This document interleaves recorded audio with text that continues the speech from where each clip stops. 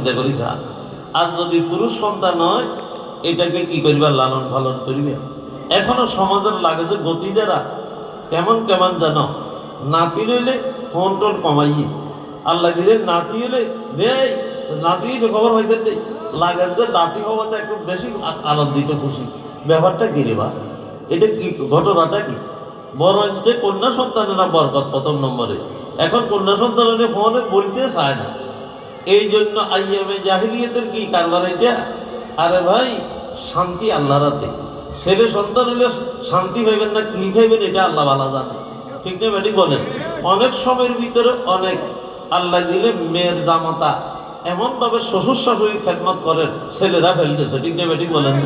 তাহলে কারাতে শান্তি? আপনি একটা হইলে হাসবেন আর একটা হইলে কাঁদবেন, এটা তো কোনো ইমানদারের পরিচয় হইতে পারে না। আল্লাহ আমাদেরকে সহি বুঝ দান করে, বলে না আমি। এখন আল্লাহ দিলে উনি চলে যাবেন, কিছুদিন পরে আল্লাহ দিলে একটা কন্যা সন্তান আল্লাহ দিছে। এই কন্যা সন্তানটা হলে কি হবে? এত মায়াবী চেহারা, দেখতে লাগে যে জান্নাতের হুরো গেলমান।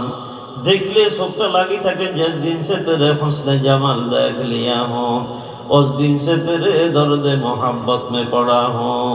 চেহারাটা দেখলে মোহাব্বতের আকর্ষণে বন্দিত হইয়া যায়। শেষ পর্যন্ত মা সিদ্ধান্ত নিল, আমার কলিজার টুকরাই মেয়েটাকে আমি হত্যা করব না, জিন্দা কবর দেব না, যা আমার ভাগ্যে জুটে আমি লোক চোখের আড়ালে রেখে রেখে আমার আল্লাহ আকবার এই কলিজার টুকরা সন্তানটাকে আমি লালন পালন করব। মা 7 দিন পরে একটা নাম রাখছে, তার নাম জামিলা। জামিলা মানে সুন্দরী। নামে আর কামে যেন একবারে মিলে গেছে, হোসনে ইত্তেফাক হইয়া গেছে।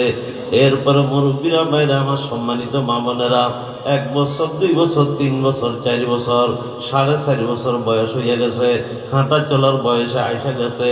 এখন আব্বা হঠাৎ করে ফিরিয়ে এসছে ইয়ামান থেকে।